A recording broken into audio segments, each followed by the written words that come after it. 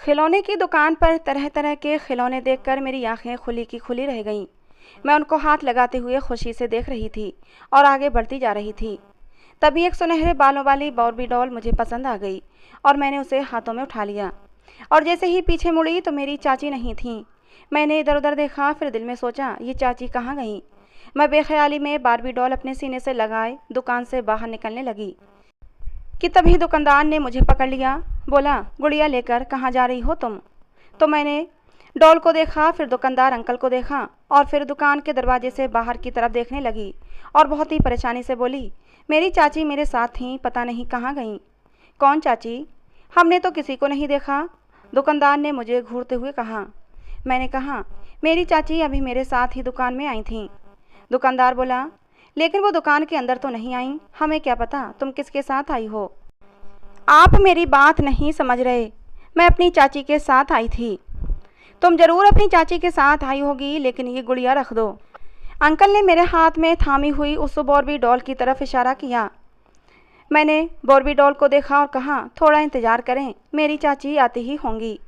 मेरी बात सुनकर दुकानदार बोला, ठीक है, जब इस गुड़िया के पैसे तुम्हारी चाची दे दें तो ये गुड़िया लेकर चली जाना, लेकिन अभी फ़िलहाल ये गुड़िया रख दो और बाहर जाकर अपनी चाची को ढूंढो। मैंने बहुत ही बुझे दिल के साथ गुड़िया दुकानदार के हवाले कर दी। मेरी आंखों में उस वक्त ढेर सारे आंसू उमड़ आए थे। मैं दुकान से बाहर खड़ी थी और दाएं बाएं दूर दूर तक आंखें फैलाकर चाची को ढूंढने लगी। या मेरे अल्लाह, चाची कहाँ चली गईं। मेरे दिल में डर आने लगा। असर की अजानें शुरू हो चुकी थीं। जिस बाजार में मैं खड़ी हुई थी उससे होकर एक रेलवे लाइन भी गुजरती थी। मैं दुकान से बाहर आकर फुटपाथ पर बैठ गई और चाची का इंतज़ार करने लगी। इस इंतज़ार में 2 घंटे गुजर गए, चाची का कोई अता पता नहीं था। वही दुकानदार अंकल अपनी दुकान से बाहर आए और मुझे बुलाकर कहने लगे, गुड़िया, तुम्हारी चाची अभी तक नहीं आई क्या। तो मैंने परेशानी से अपना सिर ना में हिला दिया। मेरी बात सुनकर वो दुकानदार दोबारा अपनी दुकान के अंदर चला गया और मैं फिर से परेशानी में इधर उधर देखने लगी। अब मगरिब की अजानें भी शुरू हो चुकी थीं। मेरे दिल में ख्याल आया, तो क्या चाची मुझे जानबूझकर यहाँ छोड़कर चली गई हैं। ये ख्याल ही कितना डरावना था। मैं उठकर खड़ी हो गई। अगर ऐसा हुआ तो मैं कहाँ जाऊँगी। मुझे तो अपने घर का रास्ता भी नहीं पता। मैं बार बार अपनी आंखों में आंसू साफ कर रही थी। मेरे आसपास धीरे धीरे अंधेरा बढ़ने लगा था। कुत्तों के भौंकने की आवाज़ अब मुझे साफ सुनाई देने लगी थी। उसी दुकानदार अंकल ने मुझे अपनी दुकान के अंदर बुला लिया और मैं दुकान में चली गई। वो बोला, तुम कब तक बैठी रहोगी, अब तो रात भी होने वाली है और सब दुकानें भी बंद होने वाली हैं। तुम ऐसा करो, मेरे साथ मेरे घर चलो, कल सुबह आ जाना। हो सकता है कल तुम्हारी चाची तुम्हें ढूंढते हुए यहाँ आ जाएं। लेकिन मैंने दुकानदार अंकल के साथ जाने से मना कर दिया, जिस पर अंकल मुझे समझाने के लिए मेरे पास आए और फिर अचानक ही उन्होंने मुझे पकड़कर अपनी गोद में बिठा लिया। मैं मचलने लगी और उनकी गोद से निकलने की कोशिश करने लगी। उन्होंने मेरे मुंह पर हाथ रखा और ज़ोर से मेरे गाल को चूम लिया। मैं चिल्ला तो नहीं सकती थी क्योंकि मेरा मुंह उसने ज़ोर से अपने हाथों से बंद कर रखा था, लेकिन मैं अपने हाथ पैर तेज़ी से चला रही थी और अपने नाखूनों से उसके हाथों को खुरचने लगी। तो एकदम ही उन्होंने अपना हाथ मेरे मुंह से हटा लिया, लेकिन उन्होंने मुझे गोद से नहीं उतरने दिया। मुझे अपनी बाहों में जकड़े रखा। इससे पहले कि मैं ज़ोर ज़ोर से चिल्लाने लगती, उसने फ़ौरन मुझे फर्श पर गिराया और दरवाजे को बंद कर लिया।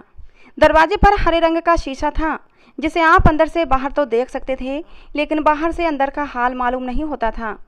और फिर इसी बात का फ़ायदा उठाकर दुकानदार अंकल ने दरवाजे को लॉक कर दिया और फिर वो अपनी शैतानी मुस्कुराहट और अपने गंदे इरादों के साथ मेरी तरफ बढ़ा। उसने अपनी शर्ट उतार दी थी और फिर उसने मेरे दुपट्टे को खींचकर एक तरफ फेंक दिया और मुझे अपनी तरफ खींचकर बोला, मेरी शहजादी, डरती क्यों हो, आ जाओ मेरे पास। मैं बोली, अंकल मुझे जाने दो। मैं रो रही थी, लेकिन उस पर मेरे रोने का कोई असर नहीं था। बोला, हाँ तो चली जाना मेरी जान, और वो बार्बी डॉल भी अपने साथ ले जाना। वो मुझे लालच देते हुए बोला, बस चीखना चिल्लाना नहीं, जो मैं कहूँ वही करती जाओ। हवस भरी नज़र वो मुझ पर जमाते हुए बोला और मुझे अपनी तरफ खींच लिया। मैं रोते हुए बोली, अंकल मुझे जाने दो। मैंने अपने हाथों को जोड़ते हुए कहा। उसकी भूखी नज़रें मेरे जिस्म के आर पार होने लगी थीं। अपनी बेताबी में मेरे दुपट्टे को उतार कर वो फेंक चुका था और अब वो मेरे बहुत पास खड़ा था। उसकी तेज चलती हुई सांसें मैं अपने चेहरे पर महसूस कर रही थी। अब उसके गंदे हाथ मेरे जिस्म को छूने लगे। मैं गिड़गिड़ाने लगी, अंकल छोड़ दें मुझे। लेकिन उस दरिंदे पर कोई असर नहीं था। मेरी कोई मिन्नत, मेरी कोई इल्तिजा, मेरा कोई आंसू उसकी हवस की भूख शांत नहीं कर रहा था। वो जान चुका था कि मैं अकेली हूँ, मेरे आगे पीछे कोई नहीं है। मेरे अपने खूनी रिश्ते मुझसे जान छुड़ाकर मुझे यूं बाजार में छोड़कर चले गए हैं। मैं 8वीं क्लास की जवान होती बच्ची उस 40 साल के हट्टे कट्टे मर्द का क्या बिगाड़ सकती थी।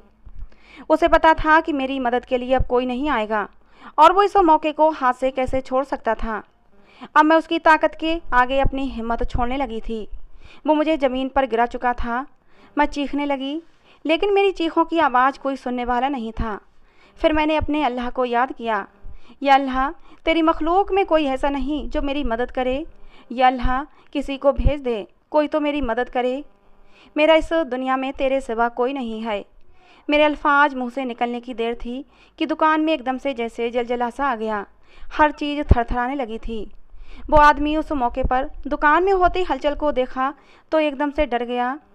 अभी उसे संभलने का मौका भी न मिला था कि दुकान का दरवाज़ा ज़ोरदार आवाज़ के साथ पूरा का पूरा खुल गया और दुकान के तमाम शीशे किसी ब्लास्ट की तरह टूटकर चकनाचूर हो गए। इससे पहले कि वो मुझे पूरी तौर पर रौंद डालता, इस आफत पर वो मुझे छोड़कर ऊपर उठा ही था कि मैं फ़ौरन अपना दुपट्टा उठा के खुले दरवाजे से बाहर निकली और नंगे पैर भागती चली गई।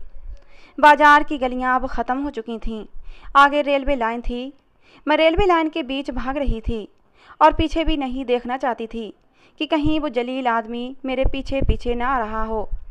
फिर भी मैंने एक बार पीछे मुड़कर देखा तो दूर दूर तक मेरा पीछा करता हुआ मुझे कोई भी दिखाई नहीं दिया। रात गहरी हो चुकी थी और कुत्तों के भौंकने की आवाज़ भी मेरे कानों में साफ सुनाई पड़ने लगी थी। अब मुझे रोना नहीं आ रहा था, बल्कि मुझे ये फिक्र सताने लगी कि ये रात कहाँ बसर करूँगी।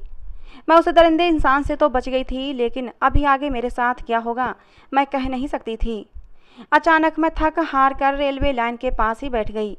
तभी मुझे 2 मर्दों के आपस में बात करने की आवाज़ आई और मैं इतना ज़्यादा डर गई कि मेरे दिल की धड़कनें तेज हो गईं। मैंने सिर उठाकर इधर उधर देखा, लेकिन आसपास तो कोई भी न था। सामने मुझे प्लेटफार्म नज़र आ रहा था, जिसके पास ही एक बड़ा सा बरगद का पेड़ था और उसके नीचे एक बेंच भी पड़ा हुआ था। बिजली के खंभे पर एक बहुत ही कम रोशनी का बल्ब जल रहा था। बढ़ते हुए अंधेरे में मुझे ये भी गनीमत लग रहा था। मैं बेंच पर जाकर बैठ गई। बरगद की पेड़ की शाखाएं उस बेंच के आसपास फैली हुई थीं। मैं सामने बनी छोटी सी इमारत को देखने लगी। उसके गेट पर एक बड़ा सा ताला था। उसमें एक खिड़की थी जिसे मैंने खोलने की भी कोशिश की, लेकिन वो बंद थी। मैं सोचने लगी, या अल्लाह, मैं क्या करूं? ये पूरी रात कहाँ गुजारूं? कि तभी अचानक मेरी नज़र बरगद के पेड़ पर गई और मेरी आंखें चमकने लगीं। मुझे अपने बचाव का हल तो नज़र आ गया। मैंने सोच लिया था कि अगर मुझे कहीं और ठिकाना ना मिला तो मैं पेड़ पर चढ़कर रात गुजार लूँगी। कम से कम रात इज्जत के साथ तो बसर हो जाएगी। ये फिक्र दूर होने के बाद अब मुझे एहसास हुआ कि मुझे बहुत तेज़ भूख और उससे भी कई गुना ज़्यादा प्यास लगी है। भूख का तो मसला नहीं था, वो तो मैं बर्दाश्त कर ही लूँगी, लेकिन प्यास बर्दाश्त नहीं हो रही थी। मेरा गला सूख रहा था। मैं दाएं बाएं नज़र दौड़ाने लगी तो मुझे ज़रा से फासले पर पानी का एक नल नज़र आया। तो मैंने अल्लाह का शुक्र अदा किया और तेज़ी से नल की तरफ बढ़ी ताकि पानी पीकर अपनी प्यास बुझा सकूं और पानी पीकर जल्दी से उस पेड़ पर चढ़ जाऊं, जिससे कि मुझे कोई देख न सके। मैं जल्दी जल्दी कदम उठाती हुई उस नल की तरफ बढ़ने लगी। नल को चलाकर मैं पानी पीने लगी। तभी मैं अभी पानी पी ही रही थी कि मुझे अपने आसपास किसी की मौजूदगी का एहसास हुआ। मैंने पीछे मुड़कर देखा तो मेरी जान हलक में आ गई। वही दुकानदार अपने जैसे 2 भेड़ियों के साथ मेरे सामने खड़ा था। मैं पीछे मुड़कर भागने ही वाली थी कि उसके 2 साथी तेजी से मेरे सामने आकर खड़े हो गए। मैं पीछे मुड़ी तो वो दुकानदार अपनी शैतानी मुस्कुराहट लिए मेरे सामने खड़ा था और उन भेड़ियों का घेरा मेरे आसपास तंग होने लगा। मैं भागने के लिए अपना दिमाग चलाने लगी और फिर जैसे ही मैंने उनके बीच से भागने की कोशिश की तो उसके 2 साथियों ने मुझे बाजुओं में दबोच लिया। मैं चीखने ही वाली थी कि उनमें से एक ने मेरा मुंह जोर से अपने हाथों से बंद कर दिया और फिर तेज़ी से घसीटते हुए वो मुझे उस दुकानदार के पीछे पीछे ले जाने लगे। उस दुकानदार ने प्लेटफार्म पर मौजूद कमरे के दरवाजे के ताले को चाबी से खोला। मेरी बुरी किस्मत कि मैं उसी जगह आ गई थी जहां उस दुकानदार का खाली घर पड़ा हुआ था। उसके साथियों ने मुझे जोर से अंदर की तरफ धकेल दिया तो मैं जाकर ज़मीन पर गिरी। मेरे हाथ और घुटने ज़मीन पर गिरने से छिल गए थे। वो तीनों तेज़ी से कमरे के अंदर दाखिल हुए और दरवाजे को कुंडी लगा दी। दुकानदार मेरी तरफ आया और मुझे बालों से पकड़कर अपने सामने खड़ा करते हुए बोला कि तुझे भागने की बहुत जल्दी थी ना, अब भाग कर दिखा। फिर उसने बाल छोड़कर मेरे दुपट्टे को खींचकर फेंक दिया। मैं चीखने लगी। तभी एक जन्नाटेदार थप्पड़ दुकानदार ने मेरे मुंह पर मारा और मैं दोबारा ज़मीन पर गिर गई। वो दोनों मेरे आसपास खड़े शैतानों की तरह कह कहे लगा रहे थे। मैं उन तीनों की तरफ हाथ जोड़ते हुए रोने लगी। उन तीनों में से एक ने मेरे पैर के ऊपर इतनी ज़ोर से पाँव रखा कि मैं दर्द से बिलबिला उठी थी। वो मुझे धमकी देकर बोला कि अगर मैं इसी तरह चीखती रही तो वो मेरी टांगें तोड़कर बाहर फेंक देंगे। मैंने अपना सिर नहीं में हिलाते हुए अपने मुंह पर हाथ रख लिया, लेकिन उन्हें ऐसा करने से रोकने लगी। इससे पहले कि वो तीनों शैतान मेरी इज्जत को तार तार करते, कमरे में एक भारी भरकम आवाज़ सुनाई दी। वो तीनों घूमकर पीछे मुड़े तो उनके सामने एक बड़ी सी काली चादर में लिपटा हुआ एक नौजवान नजर आया, जिसका पूरा चेहरा चादर में छुपा हुआ था। वो तीनों घबराकर एक दूसरे को देखने लगे। कौन हो तुम और अंदर कैसे आए हो? फिर उनमें से एक शख्स बोला, मैंने तो कमरे को अच्छी तरह कुंडी लगाई थी, कमरे में आने का कोई और रास्ता भी नहीं, फिर ये अंदर कैसे आ गया? उसके लहजे में हैरानगी थी। वो तीनों ही चुपचाप खड़े थे और काली चादर में लिपटे उस नौजवान लड़के की तरफ देखे जा रहे थे। इस बच्ची को छोड़ दो। अचानक उसकी गंभीर आवाज़ कमरे में गूंजी। इस बच्ची को छोड़ दो। क्यों छोड़ दूं? क्या लगती है ये तेरी? और कौन हो तुम? दुकानदार जलते हुए लहजे में बोला, मैं जो भी हूँ तुम्हें इससे कोई सरोकार नहीं होना चाहिए। बेहतर यही होगा कि इस बच्ची को आज़ाद कर दो, बनना क्या? उनमें से एक शख्स ने अपनी दिलेरी दिखाते हुए कहा। तभी एकदम कमरे में तेजी से गंदी बदबू फैलने लगी। काली चादर वाले का चेहरा तो चादर से ढका हुआ था। अचानक ही चादर खुद ब खुद उसके चेहरे से सरकने लगी। हालांकि उसके दोनों हाथ नीचे लटक रहे थे, लेकिन चादर उसके चेहरे से खुद ब खुद हट रही थी। और जब उस इंसान ने अपनी आंखें उठाकर उन तीनों की तरफ देखा तो उन तीनों की चीख निकल गई। मैं उस लड़के का चेहरा नहीं देख सकी थी। वो तीनों एक दूसरे के साथ लिपट गए, लेकिन फिर किसी ताकत ने उन्हें एक दूसरे से अलग किया और वो तीनों दीवार के साथ जाकर अपना सर मारने लगे। वो बार बार अपना सर दीवार में मार रहे थे, यहाँ तक कि उनका सर लहूलुहान हो चुका था और वो तीनों बेहोश होकर गिर चुके थे।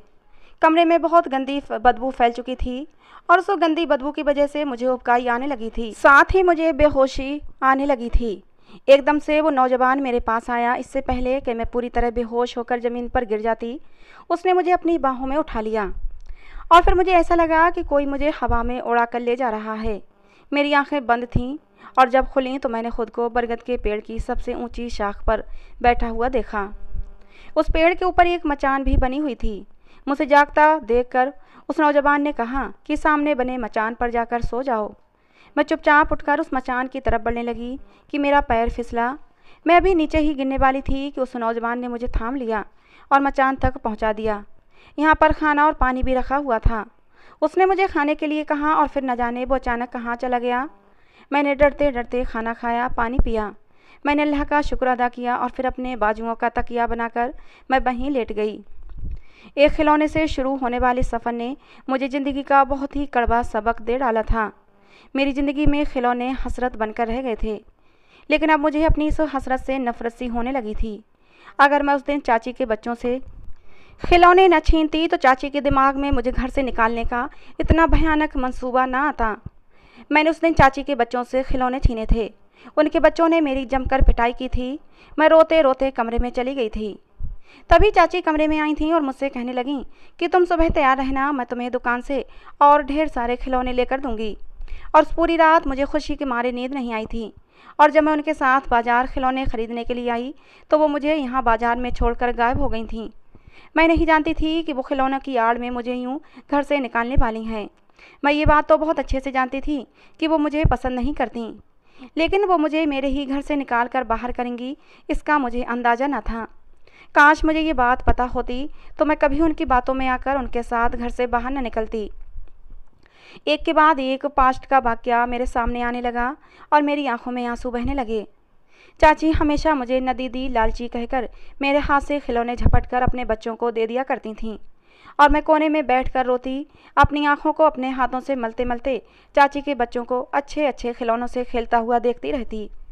और फिर जब सब्र ना आता तो उनके पास आकर बैठ जाती, तो वो अपने खिलौने समेटकर अपने कमरे में चले जाते और वहाँ खेलने लगते। मैं सोचती कि काश मेरे भी पास कोई खिलौना होता। मेरे बाबा एक फैक्ट्री में काम करते थे, इसलिए उनकी तनख्वाह बहुत ही कम थी। इसके बावजूद भी मेरी माँ को उन्होंने कभी काम करने की इजाज़त ना दी। वो जैसे तैसे करके खुद ही घर का खर्चा चला रहे थे। लेकिन उनकी अचानक मौत के बाद माँ ही इस घर का निज़ाम चलाने की कोशिश कर रही थीं। लोगों के कपड़े सिलाई करते करते वो अपना और मेरा खर्चा उठा रही थीं। ये घर जिसमें हम रह रहे थे दादा ने अपनी ज़िंदगी में बनवाया था, और उनकी मौत के बाद वो ये घर अपने दोनों बेटों के नाम पर कर गए थे। उसके 2 पोर्शन थे। नीचे पोर्शन में चाचा की फैमिली रहती थी, जबकि ऊपर वाले पोर्शन में हम लोग रहते थे। मेरा कोई बहन भाई नहीं था। जब तक बाबा जिंदा थे बहुत अच्छा वक्त गुजरा था। उन्होंने कभी मेरी माँ को कोई तकलीफ़ नहीं होने दी, बल्कि मेरी माँ जब लोगों के कपड़े सिलाई करती थीं तब भी वो मेरी माँ को डांट दिया करते थे। कहते, दिन भर हलकान होती रहती हो। और उस समय जब मशीन को समेट कर एक कोने में रख देते थे। सुबह जब बाबा काम पर चले जाते तो मम्मी सिलाई मशीन निकाल कर लोगों के कपड़े सिलाई करती, क्योंकि वो जानती थीं कि सिर्फ एक कमाई से घर का खर्च नहीं चलना था। महंगाई बहुत थी। बाबा की कमाई से तो घर का राशन, बिजली, गैस के बिल ही पूरे हो पाते थे। इसलिए उन्होंने अपनी सिलाई का काम आहिस्ता आहिस्ता बढ़ाना शुरू कर दिया था, ताकि इतना हाथ खुला हो जाए कि वो मुझे आसानी से किसी अच्छे स्कूल में दाखिला करवा सकें। लेकिन स्कूलों की फ़ीस इतनी ज़्यादा थी कि मेरी माँ यहाँ पर मजबूर हो गई। फिर मेरी माँ ने घर के पास ही स्कूल में एडमिशन के लिए पता करवाया। किताबें, यूनिफॉर्म का खर्चा मालूम होने पर वो थोड़ा सा परेशान भी हुई थीं। लेकिन फिर उन्होंने सिलाई के कपड़े ज़्यादा लेने शुरू कर दिए, और उन्हें पूरा करने के लिए वो जिस तरह से मेहनत कर रही थीं, इस बात का एहसास मुझे छोटी सी उम्र में हो गया था। शाम को 5 बजे बाबा घर आ जाते थे। उसके बाद माँ मशीन पर काम नहीं कर पाती थीं, क्योंकि वो माँ का सिलाई का काम पसंद ही नहीं करते थे। लेकिन जब बाबा रात का खाना खाने के बाद सो जाते तो माँ सिलाई मशीन लेकर छत पर बने कमरे में चली जाती और पूरी पूरी रात बैठकर लोगों के कपड़ों के ऑर्डर पूरे करती रहती। यूँ पैसे जोड़ जोड़ कर उन्होंने मेरा यूनिफॉर्म, किताबें और फिर एडमिशन उस स्कूल में करवा दिया। माँ बहुत खुश थीं कि उनकी बेटी की पढ़ाई का इंतज़ाम तो अच्छा हो गया। मेरी माँ नहीं चाहती थी कि मैं उनकी तरह अनपढ़ रह जाऊँ। इस छोटे से स्कूल में एडमिशन होने पर मेरी चाची ने हमारा बहुत मजाक बनाया था। उनके हालात हमसे काफ़ी अच्छे थे। चाचा सब्जी मंडी में काम करते थे और उनका काम भी काफ़ी अच्छा चल रहा था। उनके घर में रोज़ फ्रूट्स और सब्जी की टोकरी भर भर कर आती थीं। चाची उसे ख़राब होने के डर से मोहल्ले में जिस घर उनका आना जाना होता था वहाँ दे देती थीं, या फिर अपनी सहेलियों में बांट देती थीं। लेकिन हमें भूल कर भी ना देती। खुदा जाने वो हमसे किस बात का भय रखती थीं कि हर वक्त हमारी तरफ से मुंह बनाए रखती थीं। हालांकि मेरी माँ बहुत ही खुश अखलाक और सब्र वाली औरत थीं। चाची जितनी बार भी हमारे घर आती, मेरी माँ उठकर उनका बहुत ही अच्छे से इस्तकबाल करती थीं। अच्छी सी चाय बनाकर उनके सामने रखती। लेकिन ये सलूक चाची ने कभी माँ के साथ नहीं किया था। माँ मुझे जितनी बार भी चाची के घर लेकर गईं तो चाची ने हमें कभी उठकर एक गिलास पानी का भी नहीं पूछा। हम सूखे मुँह ही उठकर उनके घर से वापस आ जाते थे। कई बार मुझे माँ पर गुस्सा भी आया। चाची के आने पर आप उनकी इतनी आओ भगत क्यों करती हैं? तो माँ के चेहरे पर एक नरम सी मुस्कुराहट फैल जाती। वो मुझे टोकते हुए कहती, बुरी बात है हानिया, मेहमान तो अल्लाह की रहमत होते हैं और उनके आने पर कभी बुरा नहीं मानना चाहिए।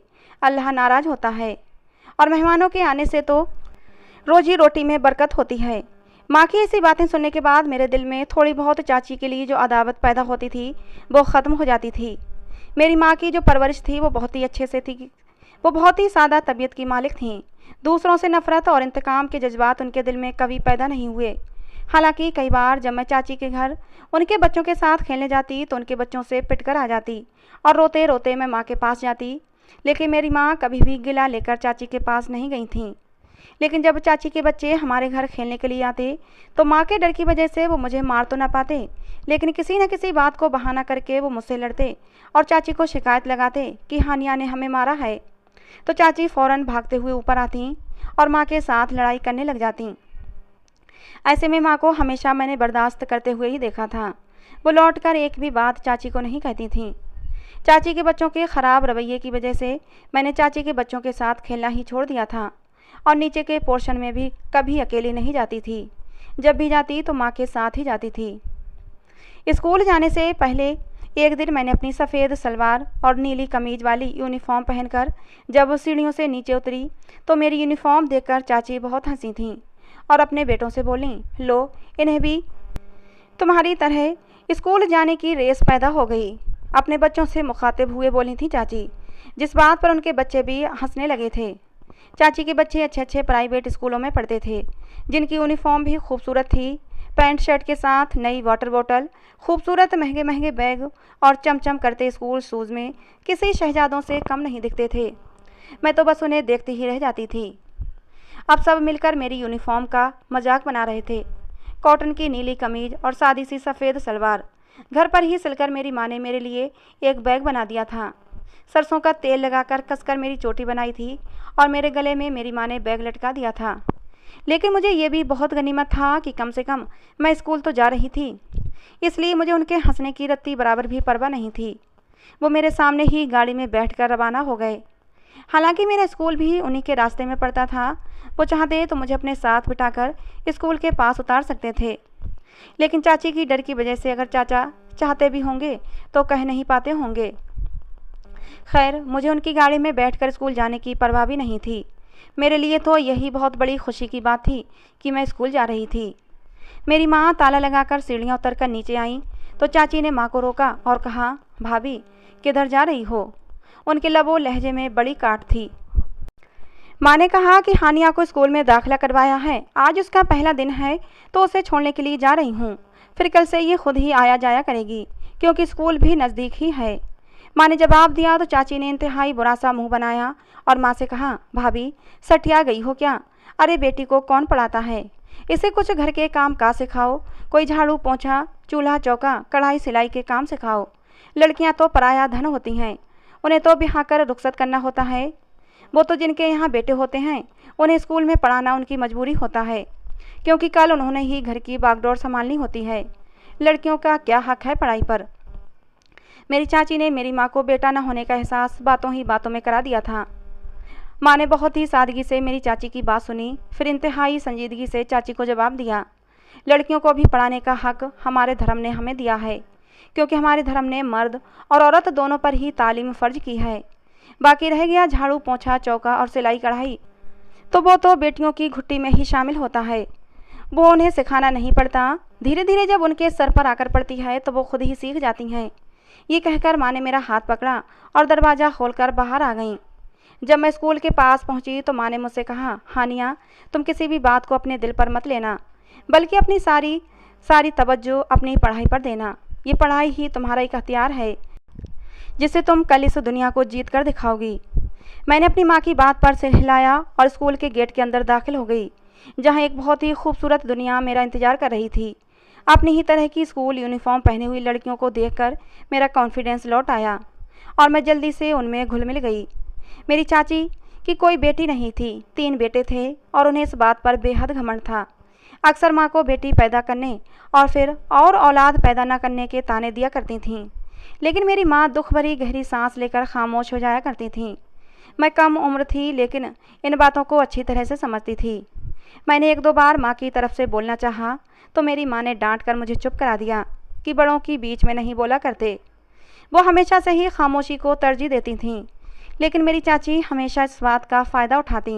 उन्हें लगता था कि मेरी माँ कमज़ोर हैं, वो जो चाहे उन्हें सुना सकती हैं और वो कह सकती हैं, और किसी हद तक वो अपनी सोच में सही भी थीं, क्योंकि माँ को सपोर्ट करने वाला उनका मायका भी ना था। उनके माँ बाप इस दुनिया में नहीं थे और भाई ऐसा परदेश गया कि फिर दोबारा लौट कर नहीं आया। जबकि चाची एक भरे पूरे ख़ानदान से ताल्लुक़ रखती थीं। उनकी माँ और बहनें बहुत ही तेज़ थीं, भाइयों के मिजाज भी इंतहा बढ़े हुए थे। इस वजह से चाचा भी कभी भी चाची के सामने उफ नहीं करते थे और इसी बात का मान चाची को बैठ गया था। पहले उन्होंने दादा दादी का नाक में दम कर रखा था जब तक वो जिंदा रहे, और उनके मरने के बाद चाची को तो जैसे खुली आज़ादी ही मिल गई थी। वो हर चीज़ की मालकिन बन बैठी थीं। और फिर मेरे बाबा की अचानक मौत ने रही सही कसर भी पूरी कर दी। मैं और मेरी माँ दिमागी तौर पर इस सदमे के लिए बिल्कुल भी तैयार नहीं थे। इस अचानक आई आफत ने हमें हिलाकर रख दिया था। मेरी माँ चारपाई के साथ जा लगी थीं। उस समय मैं तीसरी कक्षा में पढ़ती थी। मेरे बाबा का चले जाना एक नन्ही सी जान पर कयामत बनकर टूट पड़ा था। इससे ज़्यादा तकलीफ वाली बात क्या होती कि मेरे बाबा मुझे अकेला बेसहारा छोड़कर चले गए थे और मेरी माँ ने चारपाई पकड़ ली थी। जब मेरी माँ तकलीफ से बहुत ज़्यादा कराहने लगती थीं तो एक दिन मैं चाची के पास गई और उनसे कहा कि माँ की तबीयत बहुत ख़राब है। तो वो बड़े मज़े से सेब खाते हुए कहने लगीं, अपनी माँ को किसी डॉक्टर को दिखाओ। मैं कोई डॉक्टर थोड़ी ही हूँ जो तेरी माँ को दवाई दे दूँगी। इतना सख्त लहजा और उसकी कांटदार अंदाज पर मेरा दिल दुखी हो गया और मैं रोने लगी। मैं बोली, चाची, माँ ने सुबह से कुछ नहीं खाया है। मैं ये साबूदाना लेकर आई हूँ, लेकिन मुझे बनाना नहीं आता, आप बना दें। मैंने इल्तिजा की। वैसे तो तुम माँ बेटी हवा में बड़े तीर चलाती हो, लेकिन तुम्हें साबूदाना पकाना भी नहीं आता। आखिर तुम्हारी माँ ने तुम्हें कुछ सिखाया भी है या नहीं? उस दिन मैंने जब तुम्हारी माँ से कहा था तब तो बड़े भाषण दे रही थी, अब कहाँ गया वो भाषण? मैंने तो पहले ही कहा था कि बेटी जात है, उसे कुछ खाना पकाना सिखाओ, आगे काम आएगा। लेकिन उस समय तो तुम्हारी माँ के सिर पर पढ़ाई का भूत सवार था, लेकिन लगता है अब वो भूत उतर चुका है। एक के बाद एक सेब के पीस मुंह में डालती जा रही थीं और लगातार बोलती जा रही थीं। पर इससे पहले कि वो आगे कुछ बोलती, मैंने यही सही समझा कि वहाँ से चली जाऊँ। मैं ऊपर आई तो मेरी माँ दीवार के सहारे कमर लगाए बैठी हुई थीं। तो मैं दौड़कर उनके सीने से जा लगी और रोने लगी। मैं बोली, आप जल्दी से ठीक हो जाएं, वरना मेरा कौन है, मेरा क्या होगा? मैं इतना ज़्यादा डर गई थी कि मैं चीखें मार मार कर रोने लगी। मुझे रोता हुआ देखकर मेरी माँ भी रोने लगीं। उनके तमाम जख्म हरे हो गए थे। हम दोनों माँ बेटी एक दूसरे के गले लगकर रो रहे थे, लेकिन हमें तसल्ली देने वाला कोई न था। इसलिए हम दोनों ने ही एक दूसरे के आंसू पोंछे और तसल्ली दी। मेरी माँ ने मुझे कमज़ोर आवाज़ में साबूदाना पकाने के लिए गाइड किया और अल्लाह के फजल से साबूदाना पक भी गया।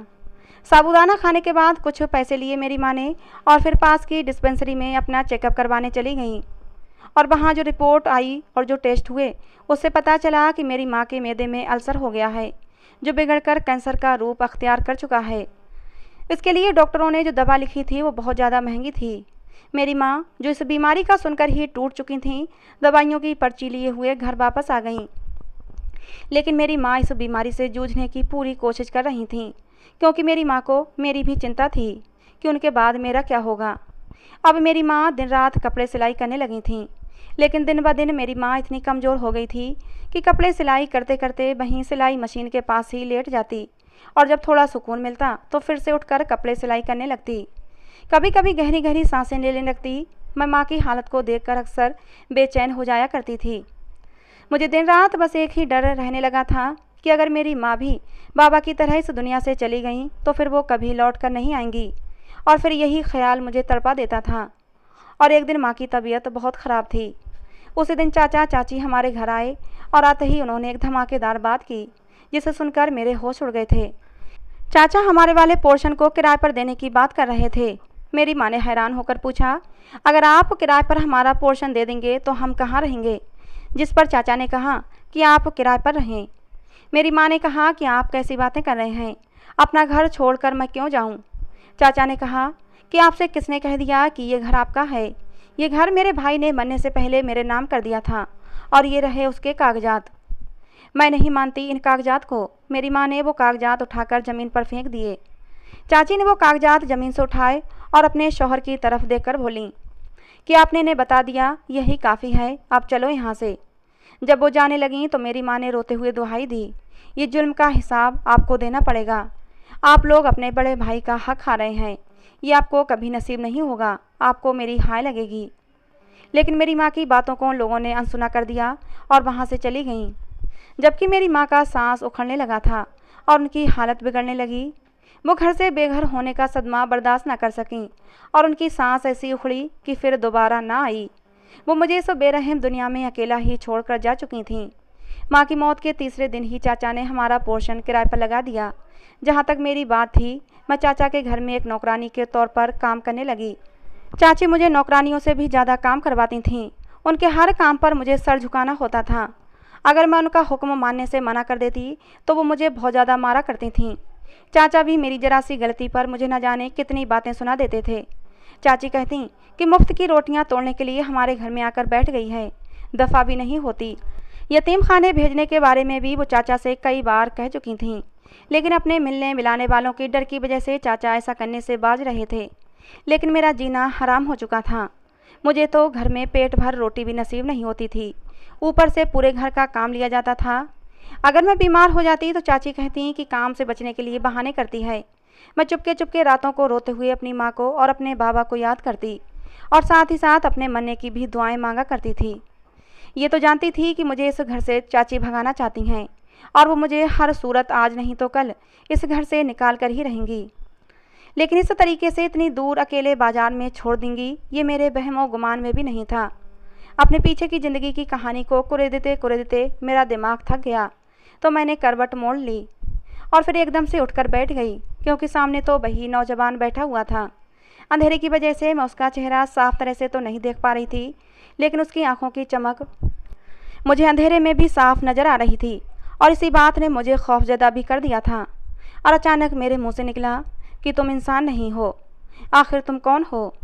उसकी तेज चमकदार आंखें मुझे डरा रही थीं। वो मुझे अपनी चमकदार आंखों से बहुत ही प्यार के साथ घूर रहा था। मैं अपने आप में ही सिमटती चली जा रही थी। मुझे डरते हुए देखकर उसने मेरे ऊपर से निगाह हटा ली और फिर धीरे से बोला, तुम बहुत खूबसूरत हो। आज तक न जाने कितने इंसानों से मेरा वास्ता पड़ा, लेकिन तुम्हारे जैसा खूबसूरत मैंने कोई इंसान नहीं देखा। मैं एक जिन्न हूँ। मेरा नाम अरसलान है, लेकिन तुम डरो नहीं, मैं तुम्हें कुछ नहीं कहूँगा। ये तो मुझे भी मालूम था कि वो मुझे कुछ नहीं कहेगा, वरना वो मेरी मदद करता ही क्यों। मैंने खुद को तसल्ली दी और फिर पूछा कि तुम यहाँ क्यों हो? उसने कहा कि अपनी ही कुछ छोटी सी गलती की वजह से मेरे कबीले वालों ने मुझे निकाल दिया और मेरी सारी ताकतें भी छीन लीं, और उन ताकतों को हासिल करने के लिए मुझे 5 साल लगेंगे। फिर वो बोला, तुम बताओ रात के अंधेरे में यहाँ क्या कर रही हो? मैंने उसे अपनी सारी कहानी बता दी, जिसे सुनकर वो बोला कि अब तो तुम्हारा कोई ठिकाना नहीं और मैं तुम्हें हर वक्त अपने साथ भी नहीं रख सकता। मैं तुम्हें एक बहुत ही नेक दिल खातून अम्मा जान के पास छोड़ दूंगा। वो रूहानी अमलियात में माहिर हैं और मेरी उस्ताद भी हैं। जब मेरे 5 साल पूरे हो जाएंगे तो फिर मैं तुम्हें अपने साथ ले जाऊंगा। अगर उसने अपना आगे का जुमला अधूरा छोड़ दिया तो मैंने हैरानी से पूछा कि अगर क्या? तो उसने अपनी बात को पूरा करते हुए कहा कि अगर तुम चाहोगी तो मैं तुम्हें अपने साथ ले जाऊंगा, क्योंकि मैं तुमसे मोहब्बत कर बैठा हूँ, मगर मैं तुम्हें ज़बरदस्ती अपने साथ नहीं ले जाऊंगा। ये फ़ैसला मैं तुम पर छोड़ दूंगा। मैं बहुत ज़्यादा हैरान रह गई थी। उस समय मेरी उम्र केवल 13 साल थी और प्यार मोहब्बत की बातें अभी मेरे ज़्यादा पल्ले नहीं पड़ती थीं, लेकिन उसकी बात सुनकर मेरे दिल को बेहद सुकून मिला था। अगली सुबह वो अपने वादे के मुताबिक अम्मा जान के पास मुझे ले गया, जिनके नूरानी चेहरे पर मेरी नज़र पड़ते ही मुझे ऐसा एहसास हुआ जैसे मैं अपनी माँ के पास आ गई हूँ। अम्मा जान बहुत ही नेक खातून थीं। यहाँ के लोग उन्हें बहुत मानते थे और उनकी बहुत इज्जत करते थे। वो हर वक्त खुदा की इबादत में मसरूफ़ रहती थीं। मेरी ख्वाहिश पर उन्होंने मुझे स्कूल में दाखिला दिलवा दिया। धीरे धीरे वक्त गुजरता गया और मैंने 10वीं क्लास पास कर ली। मेरी ख्वाहिश पर ही उन्होंने मुझे कॉलेज में भी एडमिशन दिलवा दिया। उनकी कमाई का जरिया क्या था ये तो मुझे मालूम नहीं था, लेकिन उनके घर में पैसे की कोई कमी नहीं थी। जब भी मुझे किसी चीज़ को खाने का दिल करता तो वो चीज़ मुझे फ़ौरन ही मिल जाती। वो मेरा हर तरह से ख्याल रखती, लेकिन कुछ दिनों से उनके चेहरे पर बहुत ज़्यादा गुस्सा देख रही थी। ऐसा लग रहा था कि अंदर से वो बहुत ज़्यादा गुस्से में हैं, लेकिन मैं उनसे पूछने की हिम्मत नहीं कर पा रही थी। लेकिन एक दिन उन्होंने मेरी मुश्किल खुद ही आसान कर दी। कहने लगीं कि तुम कॉलेज जिस काम के लिए जाती हो वही काम करके घर वापस आ जाया करो, इसी में तुम्हारी बेहतरी है। ये कहकर वो कमरे से चली गईं, लेकिन उनकी बातें मेरे दिल में बैठ गई थीं, यानी कि वो सब कुछ जान चुकी थीं। मुझे शर्मिंदगी होने लगी। कॉलेज में एक लड़का था जो बहुत ही हैंडसम था। कुछ दिनों से मेरी उसके साथ दोस्ती बढ़ने लगी थी और शायद यही बात अम्मा जान को नापसंद आई थी। उन्होंने अपने इल्म से पता लगा लिया था, इसीलिए उन्होंने मुझे दो माने अंदाज में समझा दिया था। लेकिन मैं सोचने लगी कि आखिर रुस्तम में क्या खराबी है। वो मुझे पसंद करता है, देखने में भी हैंडसम है और मुझसे शादी भी करना चाहता है। और आखिर मुझे भी तो एक न एक दिन शादी करनी है। पूरी ज़िंदगी तो मैं ऐसे ही नहीं गुजार सकती। मैं अभी यही सब बातें अपने दिल में सोच रही थी कि मुझे अपने आसपास एक जानी पहचानी खुशबू महसूस हुई। ये खुशबू मुझे कुछ जानी पहचानी सी लग रही थी और फिर एकदम मेरे दिमाग में अरसलान का ख्याल आ गया। कहीं अरसलान तो नहीं? उसने 5 साल बाद आने का वादा किया था और आज 5 साल पूरे हो चुके थे। मुझे तो ये कल की ही बात लगती थी। मैंने गर्दन घुमाकर दाएं बाएं देखा, लेकिन मुझे कहीं भी अरसलान दिखाई न दिया। अगले दिन जब मैं कॉलेज गई तो हमारी क्लास में एक नया लड़का आया था। पहले दिन तो वो लड़का मुझे बहुत ही अजीबोगरीब सा लगा। वो ब्रेक टाइम में भी क्लास के अंदर ही बैठा रहा।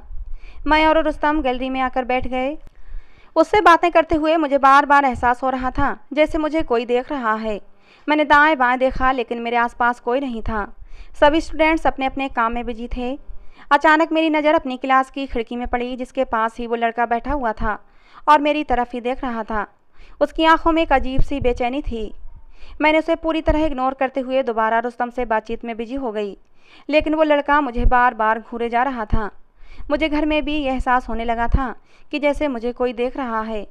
इसके अलावा एक जानी पहचानी सी खुशबू मुझे हर वक्त अपने आसपास महसूस होती थी। रुस्तम और मेरे साथ को तकरीबन 2 साल हो गए थे और मैंने रुस्तम को बहुत ज़्यादा शरीफ पाया था। अगर मैं किसी से शादी करती तो मेरी पहली पसंद रुस्तम ही था। मैंने दिल ही दिल में फ़ैसला कर लिया था। बस इंतज़ार था तो इस बात का कि रुस्तम कब इकरार करता है। एक दिन रुस्तम मुझे आइसक्रीम खिलाने के लिए बाहर ले गया। मैं मना करती रही, लेकिन वो नहीं माना।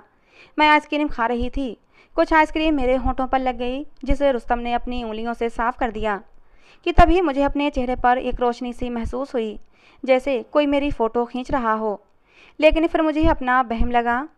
मैंने जैसे ही उसको चलने को कहा तो उसने अपने पॉकेट में हाथ डाला और एक मखमली डिबिया मेरे सामने रख दी। मैंने हैरानगी से उसे देखा तो उसने वो डिब्बी खोल दी। उसमें गोल्ड की रिंग थी। फिर उसने वो रिंग मेरी उंगली में पहना दी और उसने कहा, आज से तुम मेरी मंगेतर हो, क्या तुम्हें कोई एतराज़ तो नहीं? तो मैंने शर्मा कर ना में सिर हिला दिया और हाँ कर दी। मैं बहुत जल्दी अपनी माँ को तुम्हारे घर लेकर आऊँगा, लेकिन आजकल वो बहुत बीमार रहती हैं। मुझसे कहती हैं कि एक बार हानिया से मिलवा दो। ज़िंदगी का क्या भरोसा, अगर तुम चाहो तो मेरी माँ से एक बार मिल लो। मैंने परेशान होकर उसकी तरफ देखा। पता नहीं मेरी अम्मा जान मुझे इस बात की इजाज़त देंगी या नहीं। मैंने उससे कहा तो वो धीरे से बोला, तुम कॉलेज टाइम में ही मेरी माँ से मिल लो। मैंने उसकी इस बात पर हाँ में सिर हिला दिया। अगले दिन जब मैं कॉलेज आई तो ये देखकर हैरान हो गई कि वो लड़का रुस्तम के गिरबान को पकड़ते हुए पता नहीं उससे क्या कह रहा था। मैं दौड़ते हुए जब उसके पास आई तो ये देखकर मेरे होश उड़ गए कि रुस्तम के होंठों से खून निकल रहा था और उसका गाल भी सूजा हुआ था। ये क्या हो रहा है? मैंने बौखलाए हुए दोनों को अलग किया तो वो लड़का कहर भरी नज़रों से रुस्तम को घूरता हुआ चल दिया। ये सब क्या है? मैंने रुस्तम से पूछा तो वो फट पड़ा। इसे तो मैं देख लूँगा, न जाने खुद को क्या समझता है। मैंने पूछा कि आखिर हुआ क्या है, तो रुस्तम ने बताया कि ये लड़का अचानक मेरे पास आया और कहने लगा, हानिया से दूर रहो। अब ये होता कौन है ऐसा कहने वाला? मैं रुस्तम की बात सुनकर बहुत ज़्यादा हैरान थी। भला उस लड़के को मेरे और रुस्तम के रिश्ते से क्या परेशानी थी? उस दिन मेरा कॉलेज में मन नहीं लगा और मैं घर वापस आ गई। घर वापस आई तो अम्मा जान के कमरे से ऊंची ऊंची किसी की बातों की आवाज़ें आ रही थीं। दरवाज़ा खोलकर देखा तो मेरे ऊपर हैरत के पहाड़ टूट पड़े, क्योंकि सामने वही लड़का बैठा हुआ था जिसकी पुरस्कार बातों ने मुझे और रुस्तम को परेशान कर रखा था। मैंने गुस्से से कहा, तो मेरा पीछा करते हुए यहाँ भी आ गए? ये क्या बकवास की है तुमने? तुमने रुस्तम पर हाथ क्यों उठाया? हानिया, ये क्या बदतमीजी है? ये तुम कैसी बातें कर रही हो? अम्मा जान ने डपट कर कहा तो मैं बोली, बदतमीजी तो ये कर रहा है, पूछें इसे। मैं गुस्से से फट पड़ी, जिस पर अम्मा जान ने कहा, तुम इतनी जल्दी अपने एहसान करने वाले को कैसे भूल सकती हो? हानिया, तुम्हें शर्म आनी चाहिए। ये अरसलान है, वही अरसलान जिसने तुम्हारी इज्जत लुटने से बचाई थी। मुझे अम्मा जान की बात सुनकर एक झटका लगा, लेकिन मैं संभल गई और बोली, तो ये क्या चाहता है कि बदले में मुझे अपने साथ ले जाएगा? मेरी बात सुनकर अरसलान बहुत ही धीरे से बोला था, हानिया, रुस्तम अच्छा लड़का नहीं है, तुम मुझसे दूर रहो। अरसलान की बात सुनकर मुझे गुस्सा आ गया। मैंने कहा, अच्छे लड़के तो तुम नहीं हो, कॉलेज में गुंडागर्दी करते हो, अपनी ताकत कमज़ोर लोगों पर आजमाते हो। आज तुमने रुस्तम पर हाथ क्यों उठाया? मेरी बात सुनकर अरसलान खामोशी से बाहर चला गया था। मैंने देखा कि अरसलान की आंखों के कोने गीले हो गए थे, जबकि अम्मा जान अपना सर पकड़कर बैठ गई थीं। 2 दिन बाद मैं कॉलेज गई तो रुस्तम मुझे अपने घर अपनी बीमार माँ को मिलवाने ले गया। जब मैं उससे मिलने उसके फ्लैट पर पहुंची तो वहाँ कोई न था। मैंने उसे उसकी माँ के बारे में पूछा तो वो इधर उधर की बातें करने लगा। कहने लगा कि वो पास की मार्केट तक गई हैं, कुछ ही देर में आ जाएंगी। रुस्तम की बात सुनकर मुझे झटका लगा। मैंने कहा, तुमने तो कहा था तुम्हारी माँ बीमार हैं, बिस्तर से उठ भी नहीं पाती, फिर वो मार्केट कैसे गईं? जिस पर रुस्तम भी चौंक गया था। फिर एकदम से बात को संभालते हुए बोला, कि मैंने तो माँ को बहुत मना किया था, लेकिन माँ को तुम्हारे आने की इतनी खुशी थी। कहने लगी, मैं अपनी होने वाली बहू के लिए खुद अपने हाथों से एक ख़ास केक लेकर आऊँगी। बस इसीलिए वो रिक्शा करके चली गईं। रुस्तम की बात से मुझे थोड़ा बहुत इत्मीनान तो हो गया था, लेकिन मुझे बहुत ज़्यादा बेचैनी हो रही थी। थोड़ी देर में रुस्तम ने मेज़ पर लाकर एक बोतल और 2 गिलास रख दिए। मुझे हैरत का तेज झटका लगा, यानी रुस्तम ड्रिंक भी करता है। उसने जल्दी जल्दी 2 पैग बनाए, एक अपने लिए और दूसरा मेरी तरफ बढ़ाया। मैं गुस्से से उठ खड़ी हुई। मैंने घर वापस जाने के लिए अपने कदम बढ़ा दिए और जैसे ही घर का दरवाज़ा खोला, घर के अंदर 3 लड़के दाखिल हुए और मुझे देखते ही उनकी आंखों में भी चमक आ गई थी। वो सब मेरी तरफ गंदे इरादों से बढ़ने लगे। मैं शोर करने लगी तो रुस्तम ने कहा, चुप रहो, जो हम कह रहे हैं वही करो, वरना ये पिक्चर वायरल कर देंगे। ये वही पिक्चर थी जब मैं आइसक्रीम पार्लर में बैठी रुस्तम के साथ आइसक्रीम खा रही थी। इससे पहले कि वो मेरे साथ कुछ गलत करते, अरसलान एक बार फिर से मेरी इज्जत बचाने के लिए वहाँ पहुँच गया था और उसने उन लड़कों की ऐसी दुर्गति बनाई कि शायद वो ज़िंदगी भर किसी लड़की की तरफ नहीं देखेंगे। अरसलान मुझे वहाँ से लेकर अम्मा जान के पास पहुँचा। अम्मा जान ने मुझे सीने से लगाया और शुक्र के कलमे पढ़ने लगीं। कहने लगीं, मैंने तुम पर कभी कोई पाबंदी नहीं लगाई, तुमने जो कहा जो चाहा करने दिया, लेकिन इस सब की वजह अरसलान था, क्योंकि अरसलान ने मुझसे कहा था कि तुम्हें किसी भी तरह की कोई परेशानी ना हो, तुम्हें हर तरह की आज़ादी दी जाए। मैं अरसलान की किसी बात को टाल नहीं सकती थी, क्योंकि अरसलान को मैंने अपने बच्चे की तरह रखा है, लेकिन तुमने आज़ादी का गलत फ़ायदा उठाया। उनके लहजे में हल्का सा शिकवा था। मैंने शर्मिंदगी से सर झुका लिया। थोड़ी देर बाद अरसलान बोला था, हानिया, मैंने तुमसे 5 साल बाद तुम्हें यहाँ से ले जाने का वादा किया था, लेकिन फ़ैसला तुम्हारे हाथ में है। चाहो तो मुझसे शादी करके मेरे साथ चल सकती हो, वरना अम्मा जान के पास रह सकती हो। तुम्हारे साथ कोई ज़बरदस्ती नहीं है। अरसलान की बात सुनकर मैं रोते हुए एकदम से अरसलान के सीने से जा लगी थी और रोते हुए बोली, अरसलान, मुझे तुम्हारे साथ ही रहना है। इस इंसानी बस्ती में रिश्तों ने मेरे साथ बहुत फ़रेब किया है, मुझे यहाँ नहीं रहना। मैं रोते हुए बोली और अरसलान मुस्कुरा दिया। उसने मेरे माथे को चूम लिया। अरसलान मुझसे सच्चा प्यार करता था, वो एक जिन्न था, लेकिन अब मुझे इस बात की कोई परवाह नहीं थी। अरसलान की सच्ची मोहब्बत इस बात से जाहिर होती थी कि उसने अपने तमाम ताकत होने के बावजूद भी मुझ पर अपनी ज़बरदस्ती नहीं की थी और ना ही मुझसे ज़बरदस्ती कोई रिश्ता बनाया था। मैंने सुकून से अपना सिर अरसलान के कंधे पर टिका दिया, क्योंकि अब मेरी ज़िंदगी में दूर दूर तक डर और खौफ का नामो निशान तक नहीं था। अरसलान ने भी कसकर मुझे अपनी बाहों में भर लिया था। तो दोस्तों, आज की हमारी ये कहानी आपको कैसी लगी कमेंट बॉक्स में ज़रूर बताना। पसंद आई हो तो प्लीज़ लाइक करना। ऐसी ही और कहानियों के लिए हमारे चैनल को सब्सक्राइब करना। कहानी को अंत तक सुनने के लिए आप लोगों का बहुत बहुत धन्यवाद। मिलते हैं दोस्तों अगली किसी नई कहानी में।